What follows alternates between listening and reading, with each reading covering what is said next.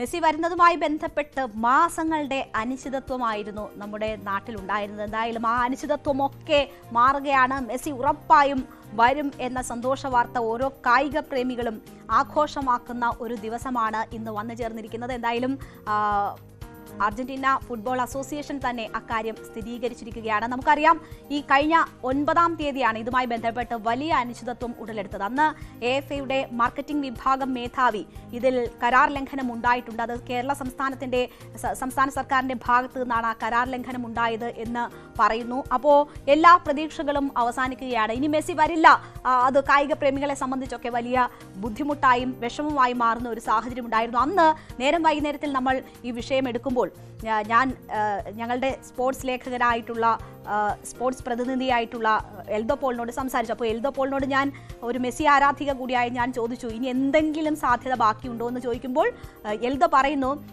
ഇനി നവംബറിലെ വിൻഡോയിൽ ഒരു ചാൻസ് ഉണ്ട്, അത് 10-നും 18-നും ഇടയിലാണ്, നീ ധൈര്യമായിട്ട് അത് പറഞ്ഞോളൂ. ഇനി സർക്കാർ അതിനുവേണ്ടിയാണ് ശ്രമിക്കേണ്ടത്, സർക്കാരും സ്പോൺസർമാരും അതിനുവേണ്ടിയാണ് ശ്രമിക്കേണ്ടത്, അവിടെ അങ്ങനെ ഒരു ചാൻസ് ഉണ്ട്, ഒക്ടോബറിൽ ഇനി ഒരു ചാൻസ് ഇല്ല എന്ന് എൽദോ പറയുന്നു. അപ്പോൾ ഞാൻ അങ്ങനെ നമ്മൾ ഈ നേരം വൈകുന്നേരത്തിൽ തന്നെ ഇനിയുള്ള ഒരു ചാൻസ് അതാണ്, സർക്കാരും സ്പോൺസർമാരും അതിനുവേണ്ടിയാണ് ശ്രമിക്കേണ്ടത്, ആ ഒരു പ്രതീക്ഷയോടുകൂടി നമുക്ക് ഈ വിഷയം അവസാനിപ്പിക്കാം എന്ന് പറഞ്ഞു നിർത്തിയിരുന്നു. ഇന്ന് എന്തായാലും ഈ വാർത്ത വരുമ്പോൾ ആ വിൻഡോയിൽ തന്നെയാണ് മെസ്സിയും കൂട്ടരും കേരളത്തിലേക്ക് എത്തുന്നത് എന്ന് വ്യക്തമായിരിക്കുകയാണ്.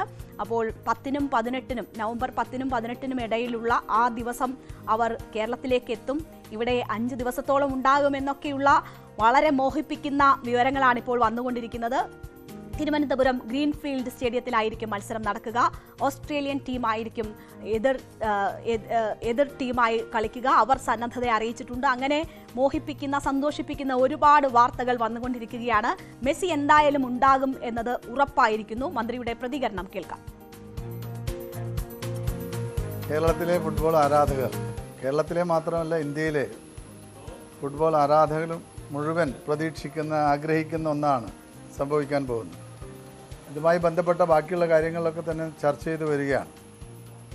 കുറേയൊക്കെ കാര്യങ്ങൾ നമ്മൾ കഴിഞ്ഞിട്ടുണ്ട്. ഏതായാലും കേരളത്തിലെ ജനങ്ങൾക്ക് നൽകാൻ കഴിയുന്ന ഏറ്റവും നല്ലൊരു ഓണ സമ്മാനമാണ് ഈ വർഷത്തെ ഈ കളി. അപ്പോൾ എങ്ങനെയാണ് നമ്മൾ ഓണം ആഘോഷിക്കുന്നത്, അതേപോലെ തന്നെ നമുക്ക് ഈ കളിയെ ആഘോഷിക്കാൻ കഴിയും എന്നാണ് എനിക്ക് തോന്നുന്നത്. നമ്മൾ ബ്രസീൽ അടക്കമുള്ള പോർച്ചുഗൽ അടക്കമുള്ള ടീമുകളോട് സന്നദ്ധത ചോദിച്ചിട്ടുണ്ടായിരുന്നു. അപ്പോൾ അവരുടെ മറുപടികളൊന്നും വന്നിട്ടില്ല. ഫിഫ റാങ്കിങ്ങിൽ 50-ൽ താഴെയുള്ള ഏതെങ്കിലും ടീമുകളാണ് വരിക. അപ്പോൾ ആ ടീമുകളെ ഒരു സന്നദ്ധ അറിയിച്ച് കഴിഞ്ഞിട്ടുണ്ട്. അതിൽ നല്ല 1-2 ടീമിനെ നമ്മൾ സെലക്ട് ചെയ്യും, അതായിരിക്കും കളിക്കുക. എന്തായാലും ഗ്രീൻഫീൽഡ് സ്റ്റേഡിയത്തിലാണ് മത്സരം. ആരാധകർക്ക് മെസ്സിയെ കാണാൻ സൗകര്യമൊരുക്കും. അർജന്റീനയ്ക്കെതിരെ കളിക്കാൻ ഓസ്ട്രേലിയൻ ടീം സന്നദ്ധത അറിയിച്ചിട്ടുണ്ട്.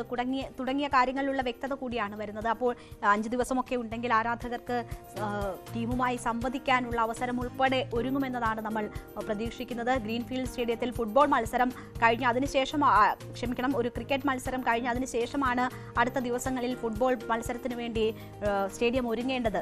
അതൊരു ആശങ്കയായി നിലനിൽക്കുന്നുണ്ടെങ്കിലും നമുക്കറിയാം ഗ്രീൻഫീൽഡ് സ്റ്റേഡിയത്തിന്റെ പ്രത്യേകതകളായി ആദ്യം മുതൽ തന്നെ പറഞ്ഞു കേട്ടിരുന്നത് എത്രയും പെട്ടെന്ന് തന്നെ എന്നുവെച്ചാൽ ക്രിക്കറ്റ് സ്റ്റേഡിയത്തിൽ നിന്ന് ഫുട്ബോൾ സ്റ്റേഡിയമാക്കി രൂപപ്പെടുത്താനുള്ള പ്രത്യേകതയൊക്കെ ഉള്ള സ്റ്റേഡിയമാണ് ഗ്രീൻഫീൽഡ് സ്റ്റേഡിയം എന്നത് അതിൻ്റെ നിർമ്മാണ ഘട്ടത്തിൽ തന്നെ നമ്മൾ മനസ്സിലാക്കിയിരുന്നതാണ്. അതുകൊണ്ട് തന്നെ അതൊരു പ്രശ്നമല്ല എന്നതാണ് ഇപ്പോഴും അധികൃതർ വിശദീകരിക്കുന്നത്. എന്തായാലും റിപ്പോർട്ടർ ബ്രോഡ്കാസ്റ്റിംഗ് പ്രൈവറ്റ് ലിമിറ്റഡുമായി ചേർന്നുകൊണ്ടാണ് സർക്കാർ മെസ്സിയെ നമ്മുടെ നാട്ടിലേക്ക് എത്തിക്കുന്നത്. അവരാണ് സ്പോൺസർമാർ. ഈ കാര്യങ്ങളുമായി ബന്ധപ്പെട്ട് കഴിഞ്ഞ തവണയും പ്രതീക്ഷ നിലനിർത്തിക്കൊണ്ടാണ് ഈ ആന്റോ അഗസ്റ്റിൻ മാധ്യമങ്ങളെ കണ്ടപ്പോൾ കാര്യങ്ങൾ വിശദീകരിച്ചിരുന്നത്. അപ്പോൾ ഇപ്പോൾ മാധ്യമങ്ങളെ കാണുമ്പോൾ അദ്ദേഹം തന്നെ പറയുന്നു, ന്യൂസ് 18നോട് അദ്ദേഹം തന്നെ പറയുന്നു, ഞങ്ങൾക്ക് പ്രതീക്ഷ കൈവിട്ടിരുന്നില്ല, ഞങ്ങൾ പറഞ്ഞത് പോലെ തന്നെ കാര്യങ്ങൾ എത്തുന്നു.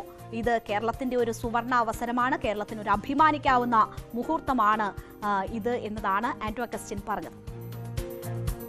തീയതിയാണ് ഞാൻ എഗ്രിമെന്റ് വെക്കുന്നത്. അപ്പോൾ കഴിഞ്ഞ ഡിസംബർ 20 എഗ്രിമെന്റ് വെക്കുന്ന സമയത്ത് നമുക്ക് ക്ലാരിറ്റി ഉണ്ടായിരുന്നു ഇത് അർജന്റീന വരും എന്നുള്ള കാര്യം. പക്ഷെ അവർ അടുത്ത വർഷത്തേക്ക് സമയം മാറ്റി ചോദിച്ച സമയത്ത് നമ്മളത് കഴിയില്ല, ഈ വർഷം തന്നെ വേണം എന്നുള്ള ഒരു കാര്യത്തിൽ ചാട്ടി പിടിക്കുകയായിരുന്നു ഉണ്ടായിരുന്നത്. പക്ഷേ നമ്മളെ സംബന്ധിച്ചിടത്തോളം ഉണ്ടായിരുന്ന ഒരു ആത്മവിശ്വാസം എന്ന് പറയുന്നത് അർജന്റീന ടീം പോലെ ഒരു ടീം നമ്മളോട് പറഞ്ഞ് പണം മേടിച്ച് പറ്റിക്കില്ല എന്നുള്ളൊരു മൈൻഡ് സെറ്റ് ഉണ്ടായിരുന്നു നമുക്ക്. അതുകൊണ്ട് നമ്മൾ ഉറപ്പായിട്ട് പറഞ്ഞത് വരും എന്നുള്ള കാര്യം. അത് മിനിസ്റ്റർ അത് തന്നെയാണ് പറഞ്ഞത്, എല്ലാവരും അങ്ങനെ അത് തന്നെയാണ് പറഞ്ഞത്. നമ്മൾ അന്നും ഇന്നും പറയുന്നത് മെസ്സി വരും, കളിക്കും എന്നുള്ളത് തന്നെയാണ്. ഞാൻ തുടക്കം തുടങ്ങി പറഞ്ഞ കാര്യത്തിനകത്ത് ഒരു ഇഞ്ച് പോലും പിന്നോട്ട് പോയിട്ടില്ല ഈ സമയം വരെ, ഇത് അവർ ഔദ്യോഗികമായി പ്രഖ്യാപിക്കുന്ന സമയം വരെ.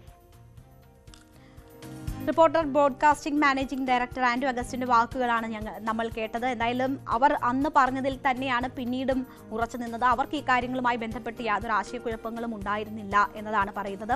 AFAയുടെ മാർക്കറ്റിംഗ് വിഭാഗം മേധാവിയുടേതായി വന്ന വാട്സപ്പ് ചാറ്റുകൾ അതായിരുന്നു ഏറെ വിവാദം സൃഷ്ടിച്ചിരുന്നത്. കരാർ ലംഘനം ഉണ്ടായി എന്നത് ഉൾപ്പെടെയുള്ള ആരോപണങ്ങൾ അതിലുണ്ടായിരുന്നു. പക്ഷേ അന്ന് അത് ഔദ്യോഗികമല്ല, അത് വ്യാജമാണ് എന്ന തരത്തിലുള്ളൊരു നിലപാടും ആൻഡ്രൂ അഗസ്റ്റിൻ സ്വീകരിച്ചിരുന്നു. അതെന്തായാലും പറഞ്ഞതുപോലെ തന്നെ കാര്യങ്ങൾ എത്തുന്നു എന്ന് വേണം മനസ്സിലാക്കാൻ. എന്തായാലും ആ അനിശ്ചിതത്വമൊക്കെ നീളുകയാണ്. കേരളത്തെ സംബന്ധിച്ച് വലിയ പ്രതീക്ഷ നൽകുന്നതാണ് അർജന്റീനൻ ടീമിന്റെ ഇങ്ങോട്ടേക്കുള്ള വരവ്. നമുക്കറിയാം 2011 ഇതിനു മുൻപ് മെസ്സിയും ടീമും ഇന്ത്യയിലേക്ക് എത്തിയത്. അന്ന് സാൾട്ട് ലേക്ക് സ്റ്റേഡിയത്തിലായിരുന്നു അവർ സൗഹൃദ മത്സരം കളിച്ചത്. അതുതന്നെ വലിയ ആവേശം സൃഷ്ടിച്ചതാണ്. മെസ്സി ക്യാപ്റ്റനായുള്ള അരങ്ങേറ്റം കൂടിയായിരുന്നു അവിടെ നടന്നത്. അതിനുശേഷം വീണ്ടും മെസ്സി ഇന്ത്യയിലേക്ക് എത്തുമ്പോൾ അത് കേരളത്തിലേക്കാണ് എന്നത് അഭിമാനിക്കാവുന്ന നിമിഷം തന്നെയാണ്. ഇതുമായി ബന്ധപ്പെട്ട് ഏറെ രാഷ്ട്രീയ വിവാദങ്ങൾ കൂടി ഉടലെടുത്തിരുന്നു എന്ന് നമ്മൾ കാണണം.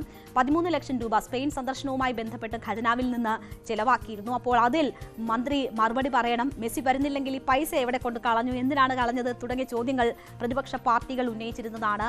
വലിയ വിമർശനം നമ്മുടെ മന്ത്രി വി അബ്ദുറഹ്മാന് നേരിടേണ്ടി വരുന്ന ഒരു സാഹചര്യമൊക്കെ ഉണ്ടായി. അദ്ദേഹം കുറെ വിശദീകരണങ്ങൾ അതുമായി ബന്ധപ്പെട്ടൊക്കെ നൽകിയിരുന്നതാണ്. എന്തായാലും ഇപ്പോൾ മന്ത്രിക്കും ആശ്വസിക്കാൻ കഴിയുന്ന ഒരു വിവരമാണ്, അല്ലെങ്കിൽ ഒരു സാഹചര്യമാണ് ഉരുത്തിരിഞ്ഞിരിക്കുന്നത്. മെസ്സി വരും കേട്ടോ എന്ന മന്ത്രിയുടെ പ്രഖ്യാപനം ശരിയാകുന്നു എന്ന് വരുന്നു. അദ്ദേഹത്തിനും ആശ്വസിക്കാം. രാഷ്ട്രീയ വിവാദങ്ങൾ കെട്ടടങ്ങുന്നു എന്ന് വേണം മനസ്സിലാക്കാൻ.